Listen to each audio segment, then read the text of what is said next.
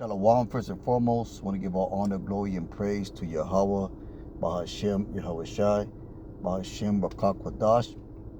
Double honors to the elders of Great Millstone, and peace and salutations to the brothers that are doing this work and truth and sincerity. And we're going to jump right into the lesson. This is Lamentations 5 and 2. And it says, our inheritance is turned to strangers, our houses to aliens, because the Israelite, the so-called Black, Latino, Native American, they are a people without a homeland. They are a people without a heritage. They are a people without any power upon the earth.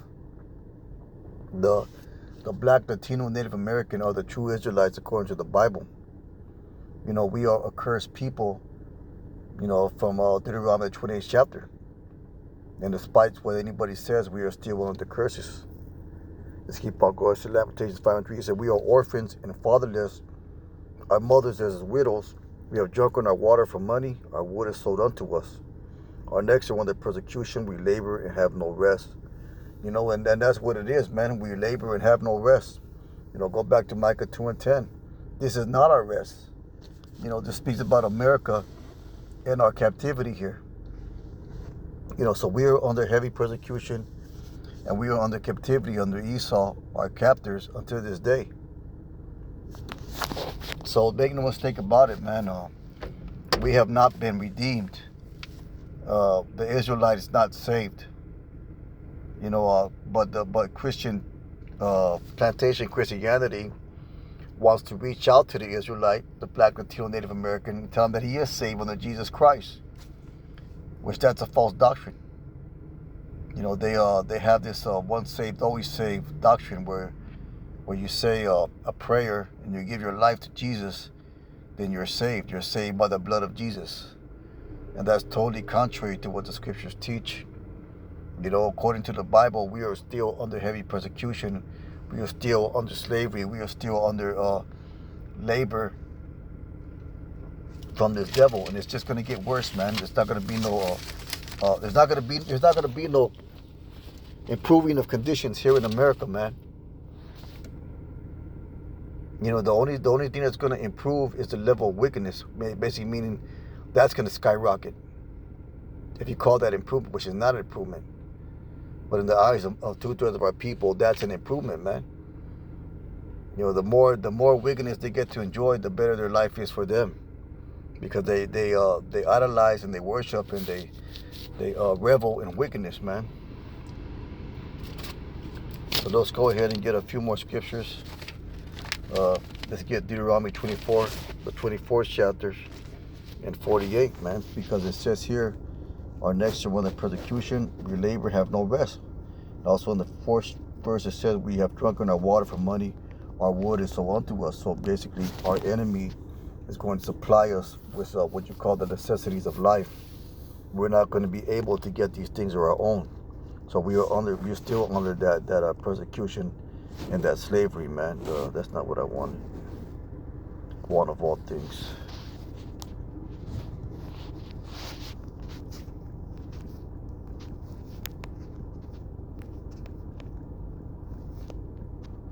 Yeah, this Deuteronomy 24 and 48. And this speaks of the condition of our captivity. It says, Deuteronomy 28 and 48, therefore shalt thou serve thine enemies, which the Lord shall send thee in hunger and in thirst and in nakedness, in want of all things. But he shall put a yoke of iron upon thy neck until he have destroyed thee. Because our people are destroyed, man. We are destroyed mentally. We are being destroyed physically. We are destroyed spiritually. It says our enemy, that we're going to serve our enemies.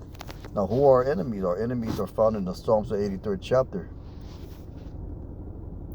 Let's go ahead and get that. Psalms, the 83rd chapter. And it speaks about our enemies. I'm going to get a chart real quick. And it basically breaks it down who you are by nation. Now, this is a chart that you can use to reference for Psalms, the 83rd chapter. And the tents of Edom are the Europeans or the Romans, or what you call the so-called white man.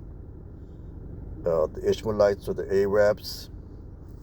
Moab is or Jordanians or the Moabites. The Egyptians or the where it says that the Hagarenes are the Egyptians, Gebal is Syrians, Ammon is Palestinian, Amalek is the Khazars, the Ashkenaz.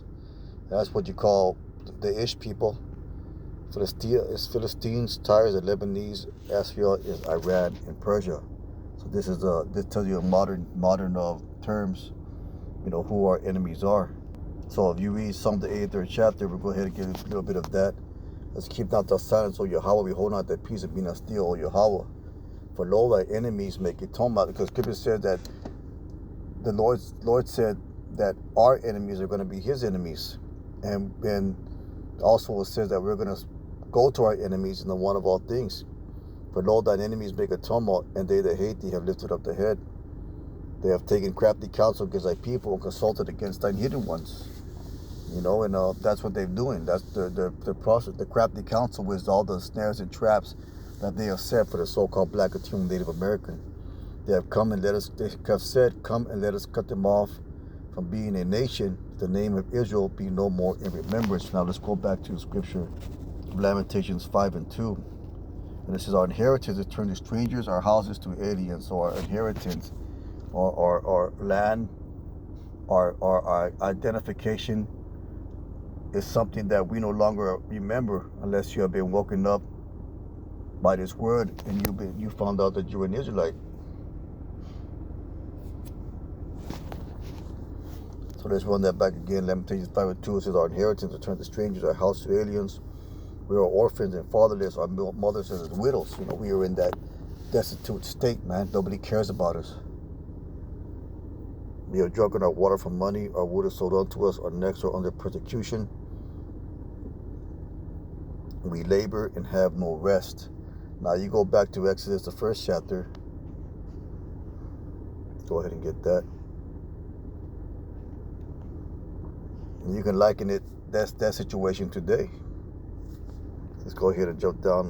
Pharisee oppresses Israel. The modern day Pharaoh is America today, man. Or the elites of America. So now there arose a new king over Egypt, which knew not Joseph. And it says, and he said unto people, behold, the people of the children of Israel more mightier than we. And they recognize that. They recognize that we are a superior people in terms of intellect, in terms of strength, in terms of spirit, in terms of creativity.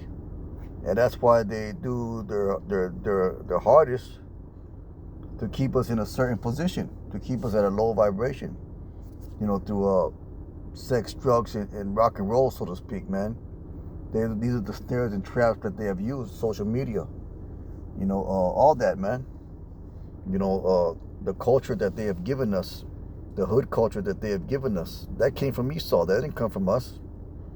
They told us what to listen to. They told us what to believe in. They told us what to honor and revere.